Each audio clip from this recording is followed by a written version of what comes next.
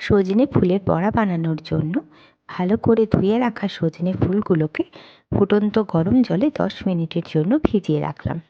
এরপর ভালো করে ছেঁকে নিয়ে এর মধ্যে দিলাম কিছু পরিমাণ কুচনো পেঁয়াজ ও কাঁচা লঙ্কা।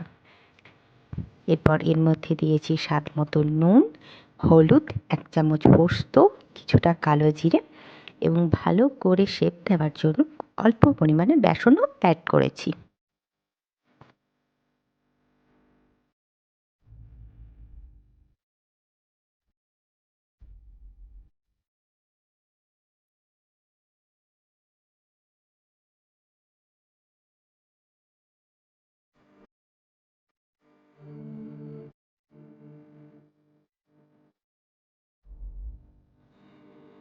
এরপর এটিকে ভালো করে মিশিয়ে আমি নিজের পছন্দ মতো শেপ দিয়ে নিয়েছি।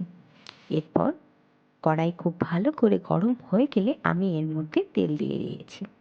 এখানে আমি সর্ষের তেল ব্যবহার করেছি, আপনারা চাইলে সাদা তেলও ব্যবহার করতে পারেন।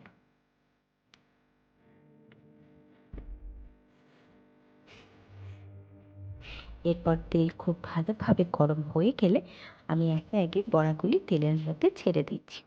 মনে রাখতে হবে তেল যাতে খুব ভালোভাবে গরম হয়, তাহলে বড়াগুলি তেলের মধ্যে ভেঙে যেতে পারে।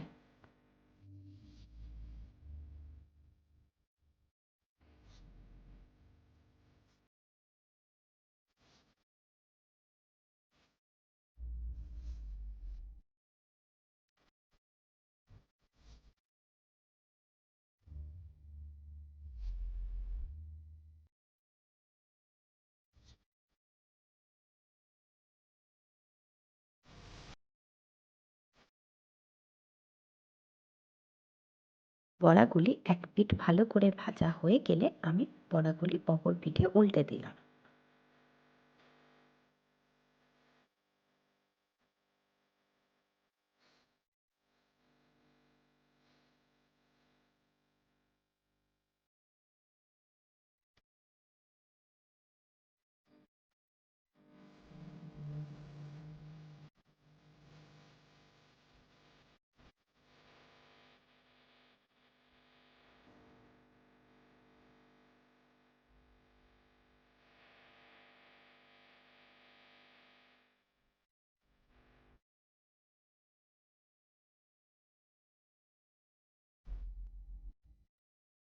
বড়াগুলি ভালোভাবে দুই পিঠ ভাজা হয়ে গেলে আমি একটি টিস্যু পেপারের মধ্যে এগুলি উঠিয়ে রাখলাম, যাতে অতিরিক্ত তেলটা টিস্যু পেপার শোপ করে নিতে পারে।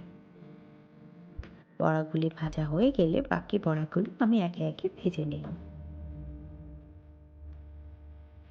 আমাদের এই সহজ সরল সজনে ফুলের বড়ার রেসিপি যদি আপনাদের ভালো লেগে থাকে, আমার চ্যানেলটিকে ফলো করতে ভুলবেন না।